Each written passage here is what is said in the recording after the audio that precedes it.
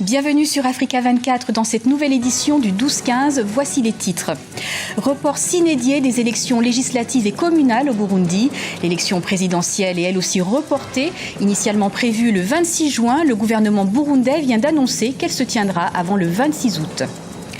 Hissène Habré reste muet face à ses juges. Interrogé sur son identité lors de l'audience préliminaire à la Chambre africaine extraordinaire d'assises à Dakar, l'ancien président tchadien a décidé de garder le silence. Il ne reconnaît toujours pas l'autorité du tribunal créé par l'Union africaine et le Sénégal. Et puis 4 nouveaux projets d'infrastructures ont vu le jour ce 5 juin en Guinée équatoriale. Des initiatives annoncées par le président Teodoro Obiang Nguema à l'occasion de son 73e anniversaire. Les détails en fin d'édition.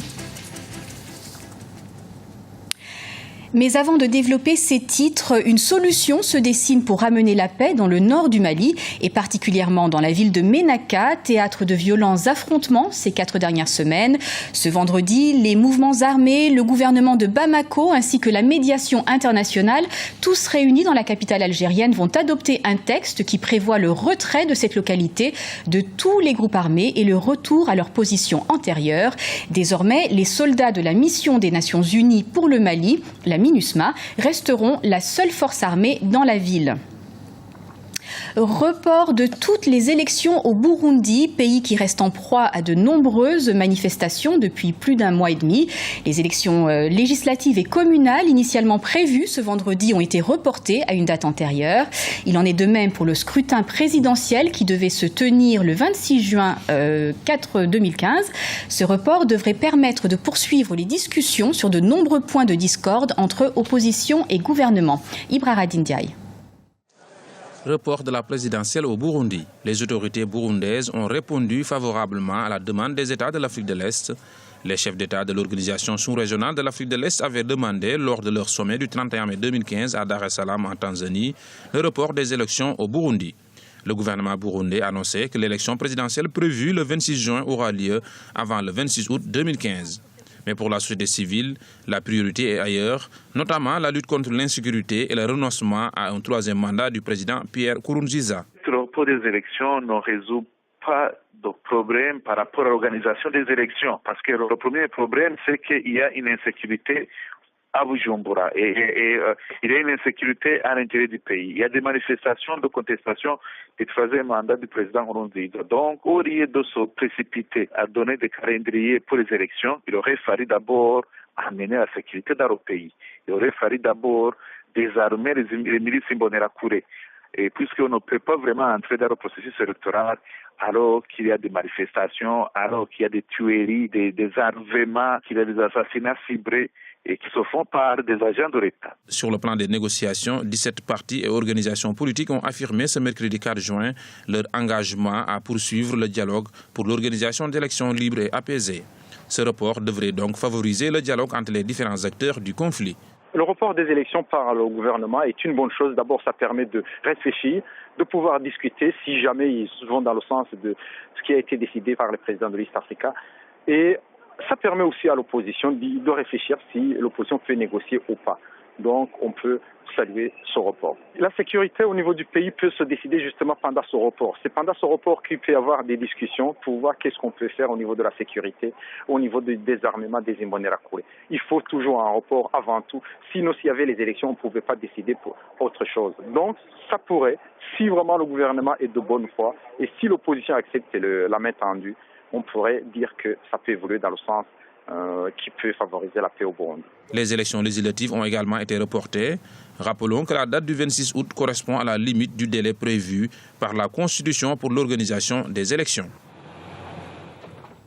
Le silence est une forme d'expression et Hissène Habré l'a démontré ce mercredi face au juge de la Chambre africaine extraordinaire d'assises à Dakar au Sénégal. La Cour devait le soumettre à un interrogatoire d'identité, une formalité en prélude à l'ouverture de son procès en juillet prochain. Les précisions d'Ibrahima Dindiaye et Arwa Barkala.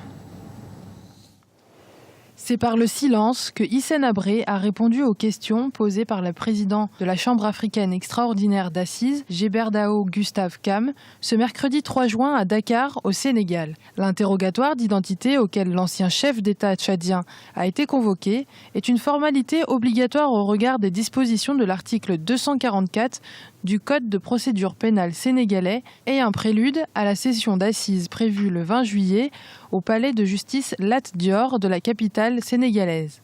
Hissène Habré est poursuivi pour crimes contre l'humanité, crimes de guerre et actes de torture. Malgré le refus de l'ex-président de reconnaître la juridiction, le procès fort en symbole est attendu depuis plus de 10 ans par de nombreux Tchadiens. Jusque-là, c'est à quoi on a assisté, c'est l'extradition des chefs d'État africains vers la Cour pénale internationale. Et aujourd'hui, il faut se réjouir que les Africains puissent juger leur président au niveau du continent. Et cela s'inscrit dans le cadre de la lutte contre l'impunité et surtout l'accès des victimes également à la justice. Hissène Habré est soupçonné d'être responsable de la mort de près de 40 000 personnes durant ses 8 années passées au pouvoir. C'est la première fois de l'histoire qu'un pays africain va juger en Afrique un chef d'État d'un autre pays africain. Un pas historique pour l'Afrique et son indépendance judiciaire. Alors nous, on n'a pas d'attente particulière. Nous travaillons avec le tribunal pour nous assurer que tout ce qui se passe au sein de ce tribunal sera connu par l'extérieur, par le monde extérieur, notamment par les Tchadiens qui sont à plusieurs milliers de kilomètres du Sénégal et qui sont concernés à premier lieu parce que l'inculpé est tchadien, les victimes sont tchadiennes. Donc ce sont les premiers qui doivent être informés de ce qui se passe dans ce tribunal. Notre rôle se limite à ça, faire de sorte que le tribunal ne se limite pas entre les 4 murs où le procès aura lieu, mais que le monde extérieur, la communauté internationale sache exactement ce qui se passe, quelles sont les procédures, les étapes à venir, etc. Quelles peuvent être les attentes des victimes, quels sont les droits de la défense, etc. C'est ça notre rôle au niveau du consortium de sensibilisation. Devenu Premier ministre le 29 août 1978, Hissène Habré accède à la présidence le 7 juin 1982 par un coup d'État contre le président Goukouni Ouédéi. Il sera à son tour renversé par le président Idriss Déby en 1990. Après plus de 2 décennies, Hissène Habré va devoir rendre des comptes à ses victimes devant le tribunal spécial mis en place en février 2013 par le Sénégal avec le soutien de l'Union africaine.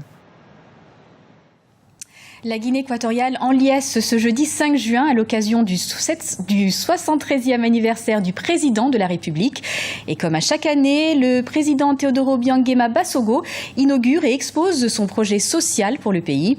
Cette année, 4 nouveaux projets d'infrastructures ont vu le jour. Serge Kofi et Léopoldo Enema Ba nous en disent plus. C'est devenu une tradition en Guinée équatoriale. Le 5 juin, la date d'anniversaire du président équato-guinéen Teodoro Obiang est devenue une occasion de montrer les étapes de son projet pour le pays. Cette année, l'accent a été mis sur les infrastructures. Au total, ce sont 4 projets qui ont été lancés, parmi lesquels le nouveau bâtiment du ministère des Travaux publics. Ce majestueux édifice est totalement approprié pour le développement afin de mettre en place la politique du gouvernement en termes de travaux publics et d'infrastructures. Ceci nous permettra de travailler dans de meilleures conditions et de redoubler d'efforts afin d'atteindre nos objectifs d'ici à l'horizon 2020. Le chef de l'État équato-guinéen a également inauguré le siège du Sénat. Ce nouveau siège pourra accueillir dans les prochains jours les sénateurs de la première législature. Près de 17 milliards de francs CFA ont été mobilisés pour l'édification de ces projets. Le développement de la Guinée équatoriale ne dépend pas de la coopération. Certains diront que notre développement, nous le devons à la coopération avec des pays amis. L'aide ou la coopération ne peuvent pas transformer une nation. Ce qui concerne une nation, ce sont les ressources humaines, la volonté ferme du peuple et des dirigeants. Le contraire ne nous aurait pas permis de nous développer. Nous souhaitons aller plus loin. Autre projet lancé par le président de la République, des logements sociaux et un parc public. Aujourd'hui, le président équato-guinéen s'est engagé à mettre en place une politique d'envergure sociale. Une politique qui sera financée à près de 50% du budget du pays. C'est le rapport phare du Forum économique mondial qui se déroule actuellement au Cap, en Afrique du Sud. L'Africa Progress Panel, le think tank de l'ancien secrétaire général des Nations Unies, Kofi Annan, a dévoilé ce vendredi sa dernière étude intitulée « Énergie Planète, saisir les opportunités énergétiques et climatiques de l'Afrique ». Un rapport qui donne quelques-unes des clés pour le développement énergétique du continent dans les prochaines années, mais qui livre également des chiffres alarmants sur le développement très lent de l'électrification en Afrique, en mettant notamment en exergue les coupures de courant quotidiennes qui pénalisent l'économie des pays touchés, notamment le Ghana.